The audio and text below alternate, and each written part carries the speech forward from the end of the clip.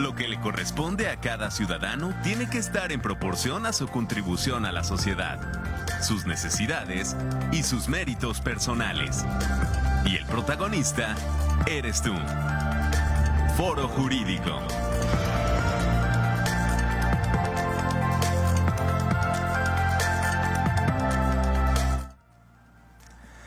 ¿Qué tal? Muy buenos días a todo nuestro auditorio. Mi nombre es Omar Bielma Luna y pues es un gusto estar aquí en el programa como cada lunes totalmente en vivo, comenzando una semana más de trabajo aquí en la Universidad Autónoma de Querétaro, o bien en los distintos escenarios en donde se encuentran todas las personas que nos ven o nos escuchan. El día de hoy, la titular del programa, la maestra Margarita Gallegos, no estará con nosotros. A él le enviamos un saludo y esperemos que se resuelvan por ahí los problemitas de salud que están molestando un poco a su familia. Nuestros teléfonos 4421 92 1200 a la extensión 37120. Por favor, marque si es que tiene algún comentario, sugerencia o incluso reclamo para nuestro trabajo aquí en el programa de Foro Jurídico. El día de hoy, en continuidad a los temas que hemos venido abordando, tenemos un invitado especial, un invitado a quien le agradezco mucho que se haya tomado el tiempo, la disposición para estar con nosotros, un excelente compañero y amigo, el doctor Bernardo García Camino, que ya estoy visualizando acá en pantalla. Doctor, bienvenido, muchas gracias por estar con nosotros y encantado de que nos orientes un poco y tener una charla sobre el tema de maternidad subrogada que estuvimos abordando en el programa pasado. ¿Cómo estás, Bernardo? Un gusto. Omar, un gusto saludarte a ti y también a todos los radioescuchas. Un saludo a Margarita. Un placer estar contigo en este programa, un placer estar otra vez en TV Guac y sobre todo para este tema que podemos abordar desde muchas perspectivas. Claro. Bernardo, no sé si te parezca que comencemos, pues no sé si por lo más fácil, porque para nada es un tema sencillo.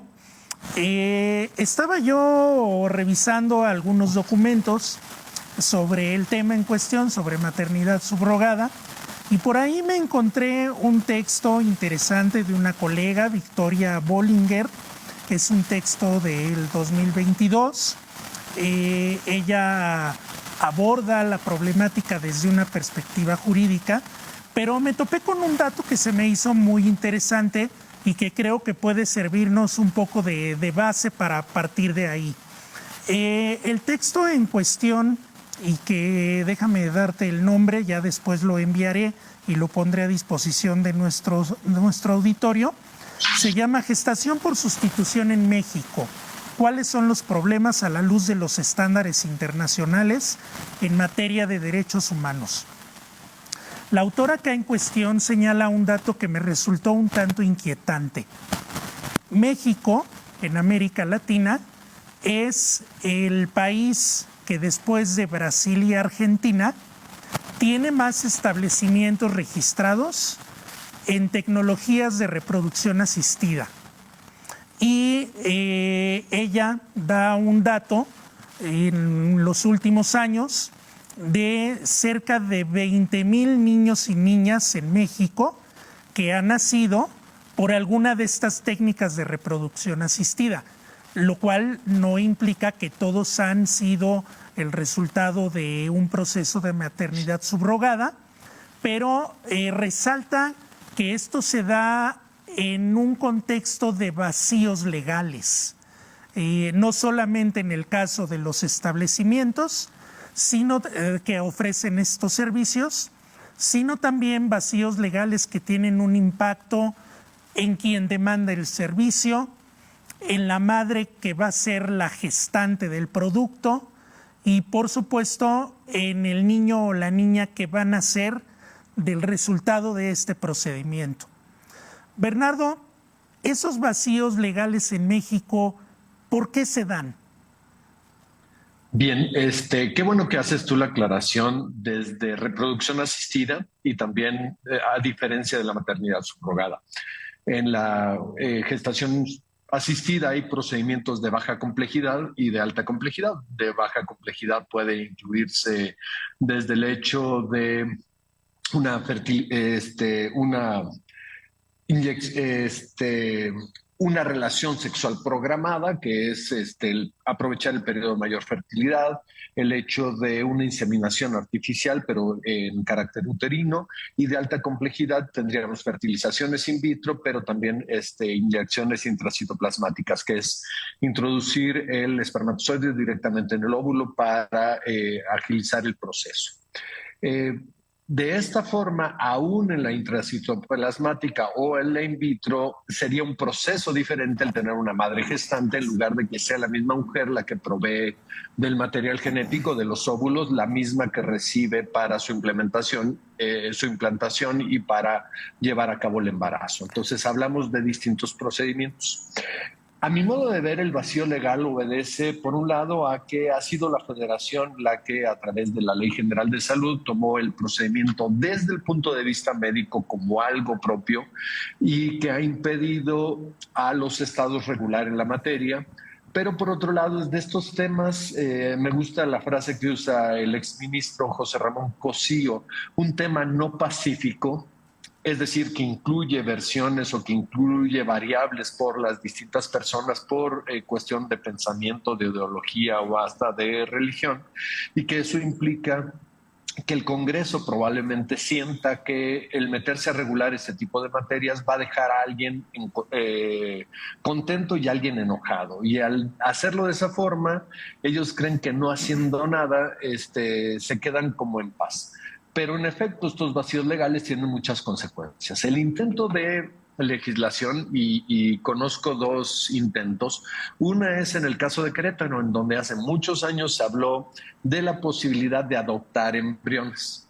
Y en el Código Civil de Querétaro viene esa adopción de embriones como los embriones sobrantes precisamente de los procesos de fertilización in vitro, sin que se permita una madre gestante subrogada. Esta legislación fue de avanzada en su momento en Querétaro, pero yo creo que hoy probablemente no pasaría por los estándares de derechos humanos que ha fijado la Corte. El segundo intento lo hizo Tabasco. Tabasco se convirtió durante algún tiempo en un paraíso, vamos a llamarle así, de la gestación subrogada a nivel mundial. Y esto es un proceso que se ha movido a lo largo del mundo, en el que, por desgracia, uno de los factores que incide es el de los costos. Y entonces ahí abrimos toda una arista a este problema tan complejo que tiene que ver también con explotación o no derivado de los procesos. Y entonces se abre Tabasco, Tabasco empieza a tener un problema, pero el problema que tiene Tabasco no es por el procedimiento médico, sino por el proceso respecto de las actas de nacimiento. Claro. Y entonces empiezan a incluir estos factores de reproducción asistida, tratan de establecer una regulación a través del Código Civil, pero es impugnada por la Federación y es resuelta, es un asunto que inicia en 2017 y es resuelto hasta 2021 o 2022 en la Suprema Corte de Justicia de la Nación, por una presunta inconstitucionalidad del Código Civil y por desgracia no se distinguió que una cuestión es el proceso de salud, porque indudablemente todos los procesos de reproducción asistida tienen que ver con un proceso de salud que es la salud reproductiva, ya sea por infertilidad o por esterilidad, que también son distintos. Y una cosa muy distinta es la filiación, es decir, el nexo familiar que existe entre padres e hijos y que puede derivar de un proceso con una madre sustituta. Abriéndonos una pregunta que jurídicamente sería muy interesante. ¿Quién es la madre? Claro. ¿Aquella que provee el óvulo, aquella que gesta o aquella que lo va a criar? Porque podemos hablar incluso de tres momentos completamente diferentes o de tres personas completamente diferentes.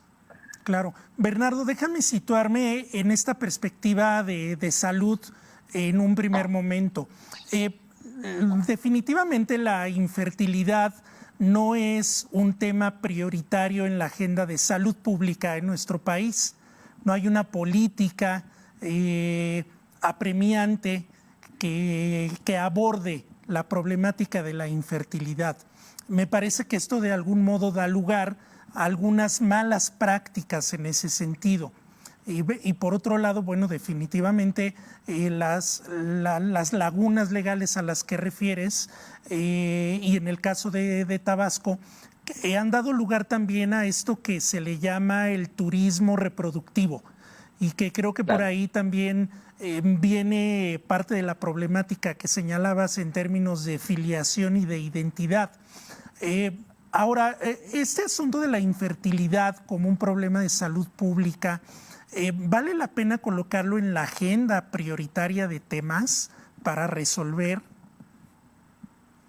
Mira, es curioso porque todo el mundo pensamos que en la salud reproductiva vista en México se ve a través de la CEDAW, esta convención para erradicar todas las formas de discriminación en contra de la mujer, que habla mucho de salud reproductiva. Se ve por el caso, por ejemplo, del anticonceptivo.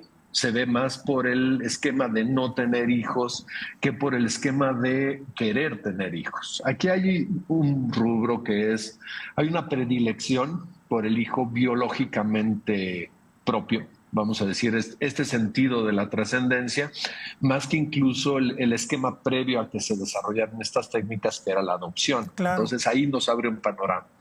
La segunda cuestión es que se convierte, y perdón, no quiero sonar en ningún momento crítico con las personas que toman esto como decisión y como alternativa, pero también creo que, como tú decías, se ha vuelto un ámbito muy lucrativo porque se incluyen sentimientos. Entonces, estas clínicas de reproducción asistida lucran de alguna forma con estas ansias, con el deseo de las parejas de convertirse en padres. Y esto lo convierte en un proceso que yo te diría, hasta cierto punto se convierte muy limitado a las personas que puedan pagarlo, lo cual también no está pues del todo bien, es un proceso caro. Y entonces este turismo al que tú te refieres, y México se convierte en este paraíso, aprovechando situaciones en las cuales una persona va a recibir un pago, aunque se trate de disfrazar, por llevar a cabo un embarazo para un tercero, para otra persona.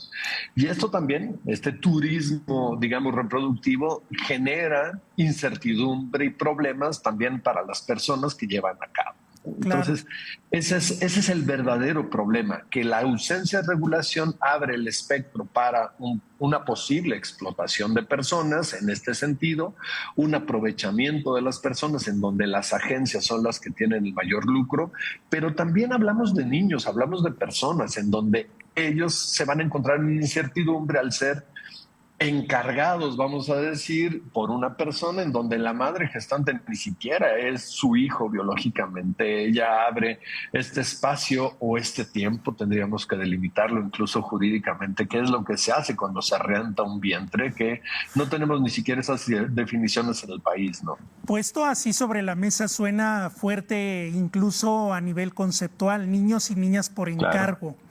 Y quiero retomar la pregunta o el planteamiento que hacías acerca de quién es la madre, y déjame regresarte el balón a tu cancha y extender un poco más la pregunta, no solamente quién es la madre, sino también quién es el padre.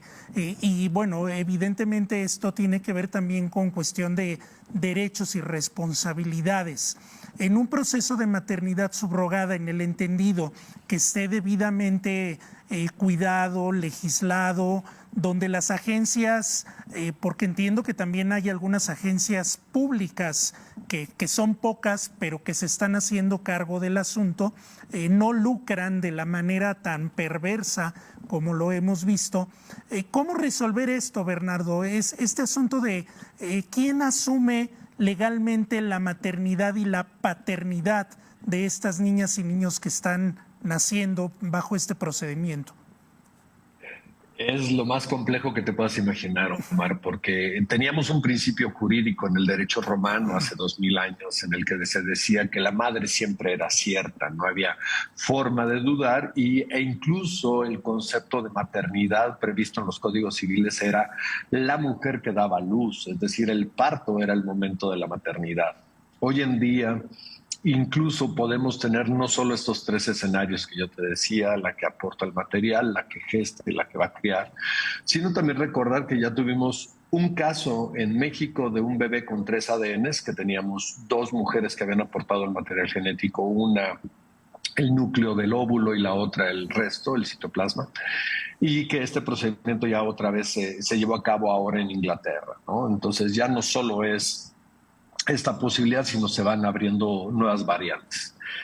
Para mí el problema de fondo, para mí es muy claro, ¿no? La madre va a ser aquella que cría al niño, es decir, yo no creo nada más en el concepto sanguíneo para efectos de los vínculos familiares. Creo que hay muchas más cosas más allá de simplemente la cuestión genética o biológica Claro. como un parámetro básico. Los conceptos de familia se dividen en esos dos, ¿no? El sanguíneo, biológico y en el sociológico. Para mí, en estos supuestos es más importante el sociológico, pero también viene un derecho a la identidad de ese niño o niña en donde se ve en la necesidad, y así lo planteo, de saber quién eran sus padres. Y pensémoslo en siendo mayor de edad, en su primer consulta al médico, en donde el médico le va a hacer su expediente clínico y le dice, oye, antecedentes en tu familia, no sé, de lo que quieras, el padecimiento, diabetes, infartos, cáncer,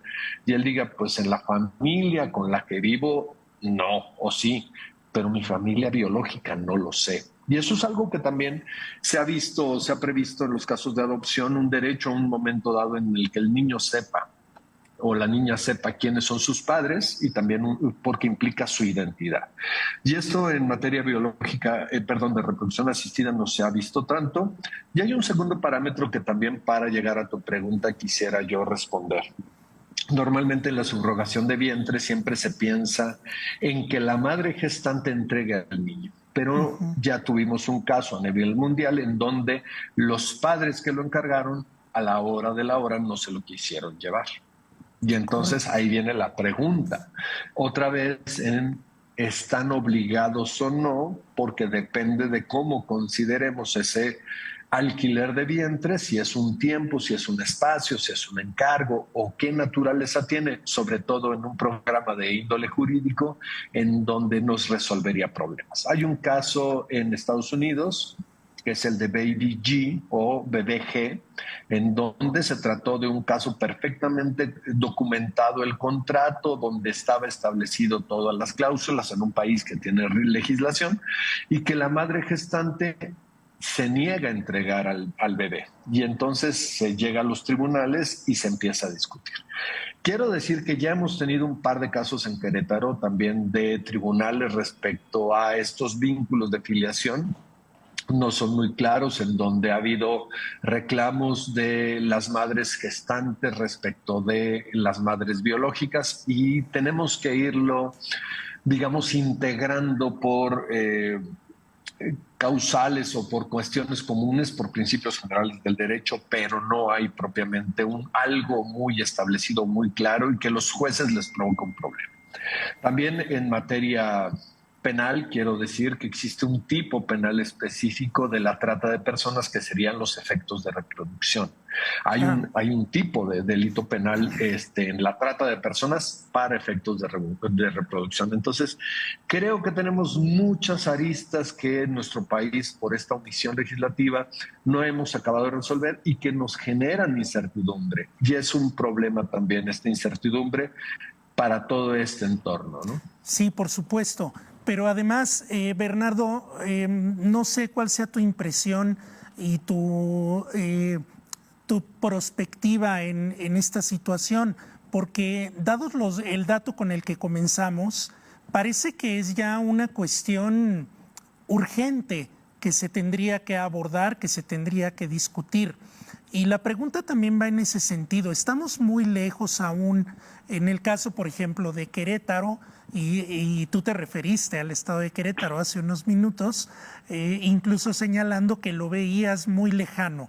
¿Está lejos Querétaro de tomar al toro por los cuernos y comenzar a discutir por lo menos el tema? Yo creo que sí, Omar, en la medida en que existe perspectiva en la cual lo queramos meter como un tema dogmático, ¿no? Es decir, ¿bajo qué perspectiva vamos a abordar el tema? Bajo una perspectiva de salud, la federación se lo tomó. Bajo una perspectiva de filiación, yo creo que sería lo adecuado, pero la federación ya dijo que no podía hacerse por los estados porque lo considera un tema exclusivo de la federación, que para mí es un error conceptual jurídico muy fuerte porque la federación no regula la filiación, lo hacen los códigos civiles. Pero también recordar que en efectos dogmáticos, vamos a llamarlo desde esa perspectiva, hay una prohibición para las técnicas de reproducción asistida bajo la doctrina católica y eso también permea socialmente. Es decir, hay un tema en el cual existe una discusión álgida y fuerte respecto de esto por considerarlo un tema visto bajo una perspectiva religiosa, ¿no? Entonces sí hay otra cuestión aparte. Bernardo, y sí estamos haciendo caso de los criterios que emitió la Corte Interamericana al respecto. ¿Se están considerando?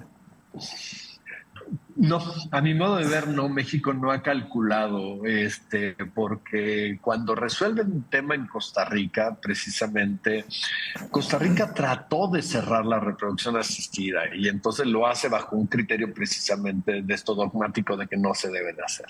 Y la Corte le dice, no, espérate, estás vedando una forma del derecho de salud. México, como siempre en estos cumplimientos internacionales, no le ha dado completamente la perspectiva, como tú lo dijiste hace un momento, de qué debería de estar haciendo. Y a mí esto a veces me hace llevar a una serie de argumentos que pareciera de una pendiente resbaladiza, ¿no? Sí se hacen procedimientos en los hospitales públicos, sobre todo en IMSS en el siglo XXI en Ciudad de México, pero a mí me abre todo un supuesto de problema, ¿no? Es a quiénes escoge. ¿Cuáles son los criterios de que a una pareja sí le den el servicio público y no a otra no? ¿Por qué solo en un centro a nivel, digamos, un centro que está en Ciudad de México? ¿Por qué no se abre todos los servicios en todas las clínicas y hospitales del IMSS? La otra que empieza a estos detalles que yo te decía que empiezan a hacer solamente aquellos que no tienen hijos o una pareja que teniendo ya 7 hijos quieren el 8º. Es decir, hay muchas aristas, cuestiones que no se ha terminado de determinar, no se ha terminado de decidir o de establecer con claridad y que también tendríamos que ver, oye, si yo no tengo hijos, ¿tengo una preferencia realmente? O si tengo 7 hijos, ¿estoy excluido realmente? Y empezamos hasta con temas de discriminación, ¿no crees? Y se vuelve a abrir otra vez el debate y otra vez vienen las discusiones.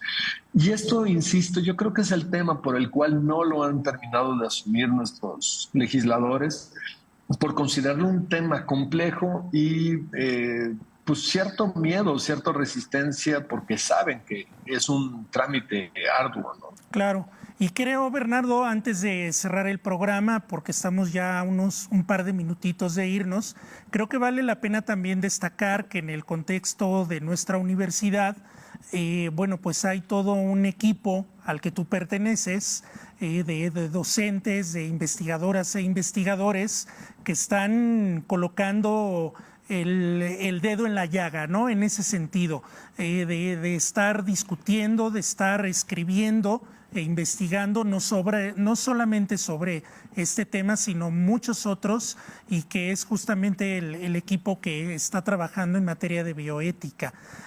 Tenemos un minutito, Bernardo. ¿Quieres despedirte de alguna manera, invitar a nuestro auditorio a que conozca del tema? Claro que sí, muchas gracias, Omar. En la unidad de bioética que está en la Facultad de Filosofía, incluso tenemos una página de internet con algunos cursos en línea, publicaciones e información sobre distintos temas de bioética. Tenemos un largo trabajo también en temas de cuidados paliativos. Tenemos trabajo también en distintas áreas de bioética, integridad científica, ética de investigación, y los invitamos a participar y a inscribirse y visitarnos. Agradecerte, Omar, esta ventana y esta oportunidad. Lástima que el tiempo nunca nos va a alcanzar para este tipo de temas. Claro. A todo el auditorio por su atención y está a las órdenes cualquier cosa que yo pueda, con todo gusto, sabes que Muchas cuentas gracias, conmigo. Bernardo, y bueno, pues obviamente te estaré comprometiendo para que nos vuelvas a acompañar. Gracias a nuestro Claro que auditorio, buen inicio de semana y aquí nos vemos el siguiente lunes. Lo que le corresponde a cada ciudadano tiene que estar en proporción a su contribución a la sociedad, sus necesidades y sus méritos personales. Y el protagonista eres tú. Foro Jurídico.